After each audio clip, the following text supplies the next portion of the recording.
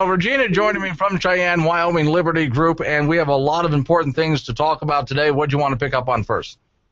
Oh, wow. We can talk about, how about if we talk about the legislative joint labor committee meetings that took place earlier this week? Now, a lot of times when someone says legislative joint committee meetings, right away you hear a lot of snoozing out there, and these meetings, got to give you credit. No, I mean, this is important. So for those listening out there, pay attention, because people tend to go to these meetings like Regina and fall asleep. But Regina caffeinates herself and shows up. She takes piles of no-dos to make it through the meetings and discovers interesting things like what? Interesting thing like this. I don't believe that the committee, at least the legislators on that committee, were convinced that Medicaid expansion is still an appropriate approach in Wyoming. And that is good news for Wyoming. That is good news for Wyoming. Because, see, what happens and why this is important for your listeners is that we all are in the midst of this Obamacare meltdown, right? We've been in that for a while. So it's obvious to everyone that the thing is not going to work. It's not going to give us affordable insurance. Well, health insurance depends on people with their own money, private payers like you and I, signing up and buying policies that are supposed to be affordable.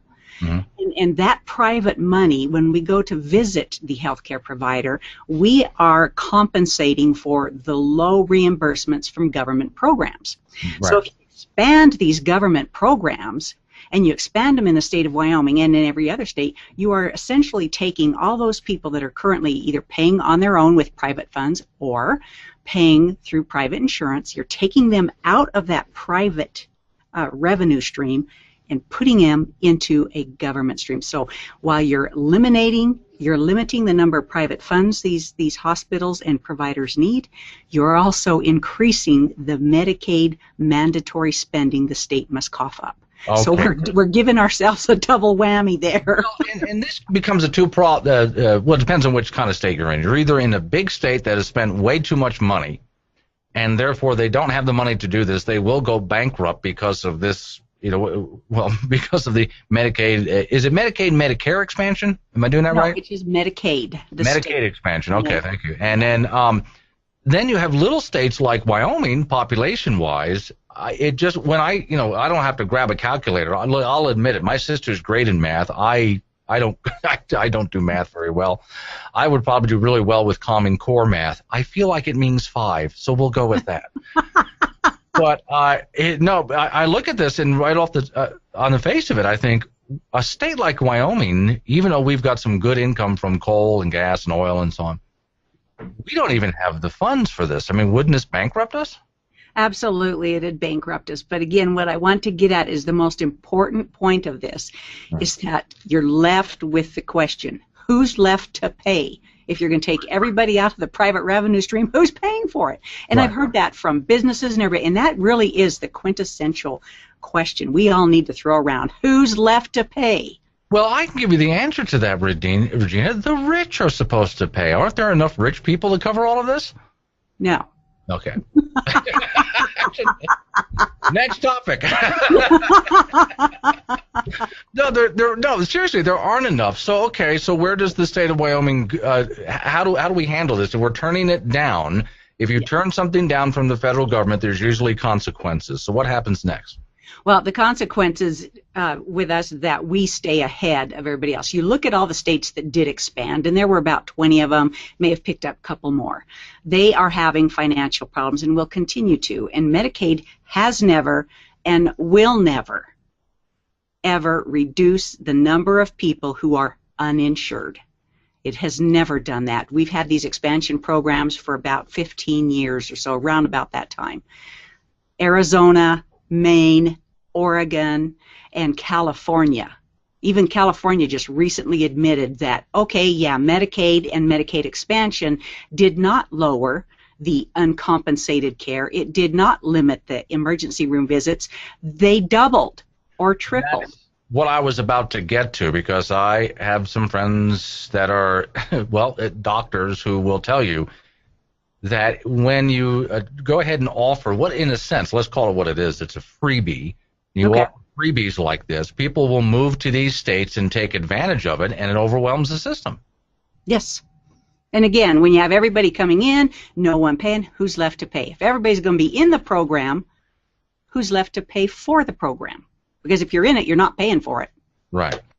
Okay, so let's go back to what I still think there would be federal government repercussions if we turn to the federal government and said we're not going to participate in this expansion. So what do the feds do from here to the state of Wyoming?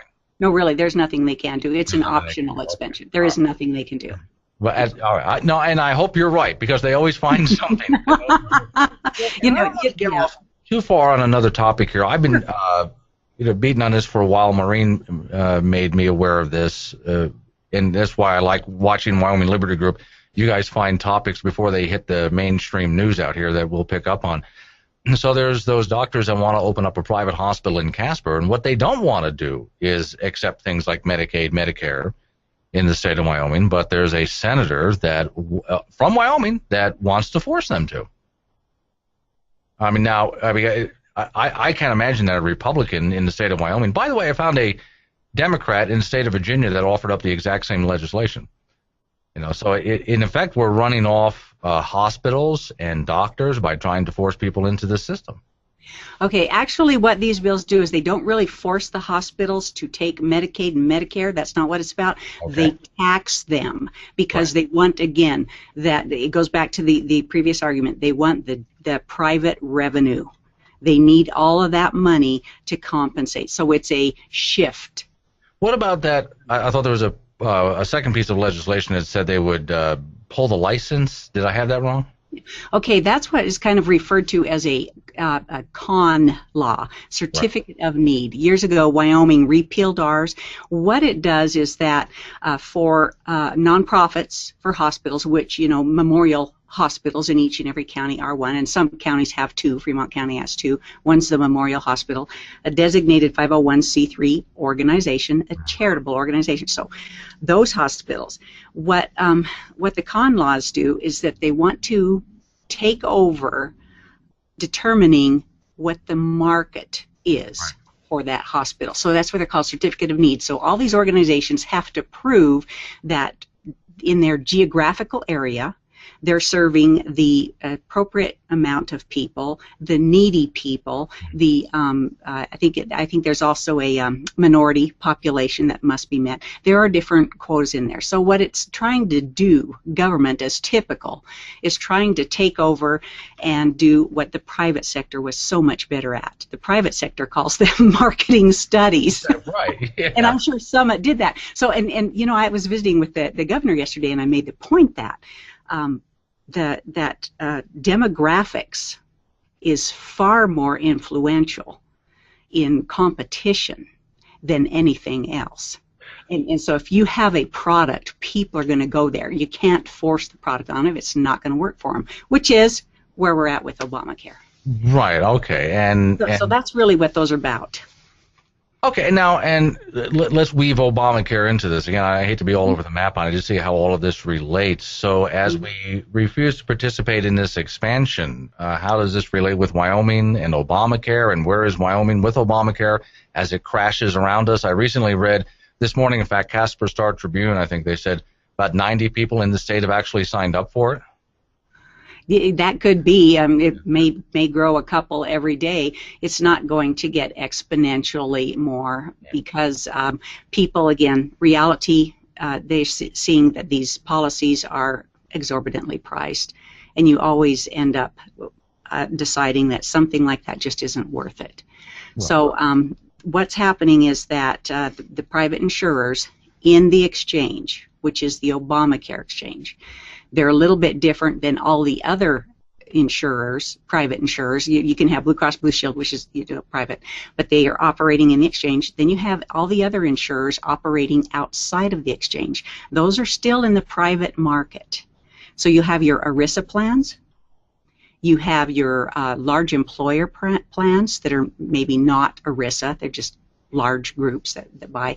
You have small groups. You have individuals. You have association plans. You have everybody outside of that exchange. those plans are going to be feeling the effects, the ripple effects of this exchange implosion pretty soon. In fact, I think you've already seen it in the news where they talked about small employers now are going to start dropping plans. And it's exactly as I had predicted, Glenn, over a year ago. I said, what happens when they set this up and these insurers cannot create affordable plans, people won't participate.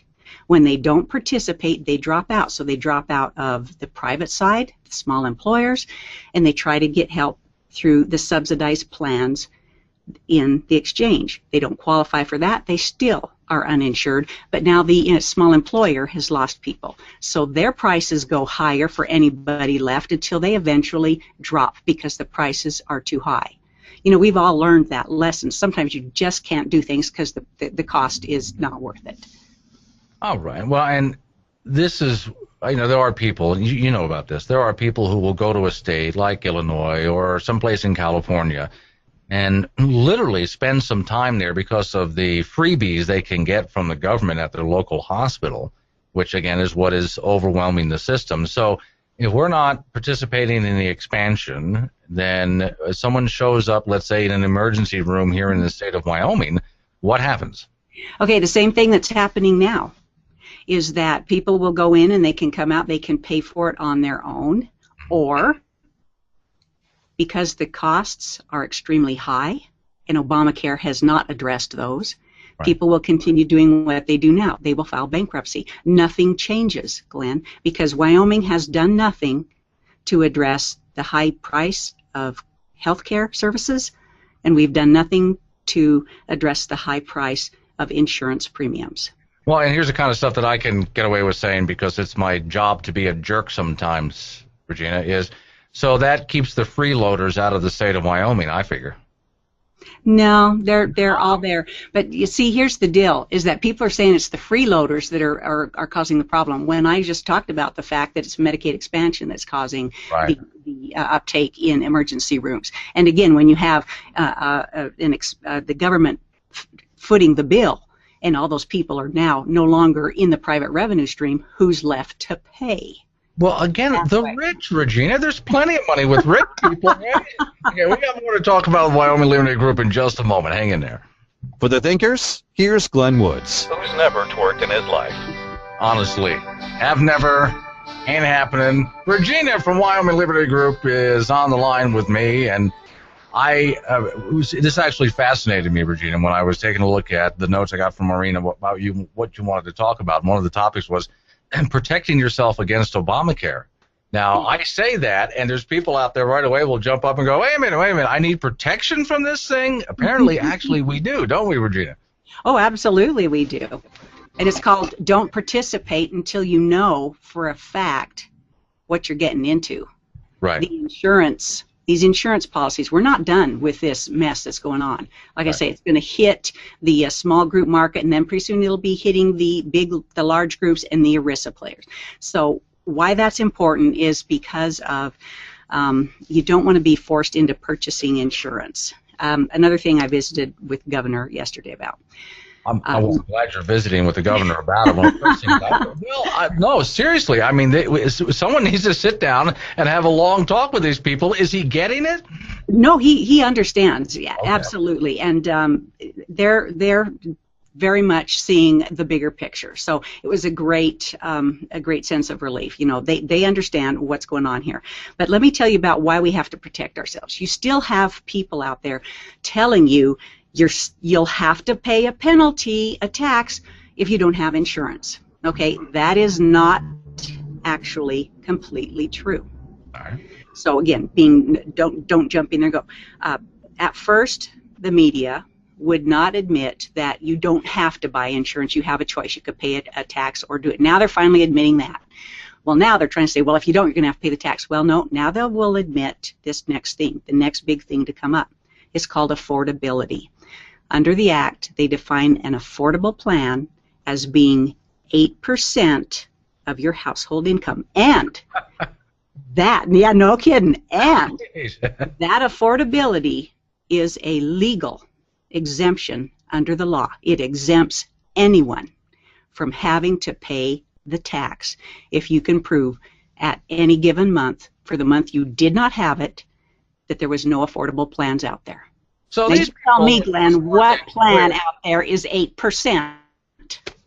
No, I'm sorry. I just had to interrupt. I just suddenly struck me, Maureen. These people just legislated themselves right out of business, didn't they?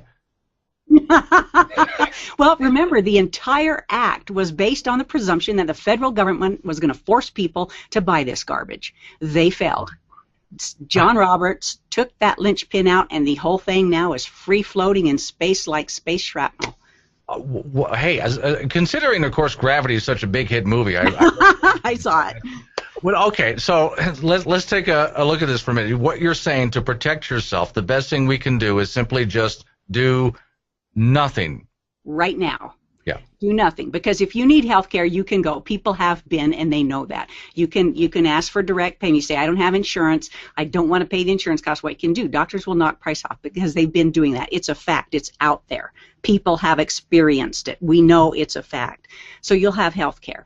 And then if you do get injured, here's where the exemption comes in. Okay, so you're officially exempt. It also, not only does it keep you from having to pay the tax, it also becomes what is called a qualifying event.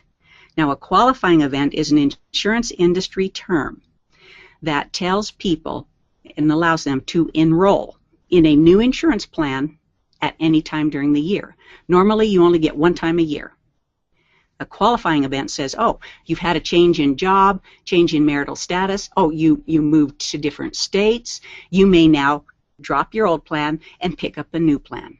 So here's what happens. People that cannot find affordable insurance, they have an accident, they go to the emergency room, and because of the fact that insurers have to take anyone who applies, guaranteed issue, they have to take everybody at the same rate, community rating. You can't charge people who are brand new more than others, and the fact that you have to, you can't exclude the pre-existing condition. I don't know anyone who goes to the hospital and then has the accident so they can be covered, right? So Right. Pre-existing condition, so Right. that's all there. And then, so with those things there, and the fact that you do get your emergency treatment, people are going to be signing up for insurance in the hospital. And hospitals are going to need to do that so that they can get some sort of revenue. That's why I'm saying protect yourselves by knowing what is what. Well, and I just wonder, real quick, I just got seconds left with you here, which I hate to say, but okay, does this mean that you can still buy just some small catastrophic care somewhere? Is that still available? Not yet, and that's another reason why I say Wyoming has not Right. addressed. Okay. I want to keep talking to you about this, but we're running out of time. It's a great conversation as always. Good to see you again. You too. Wyoming Liberty Group, and your website is where? www.wyliberty.org. Okay. Good to see you again. All right.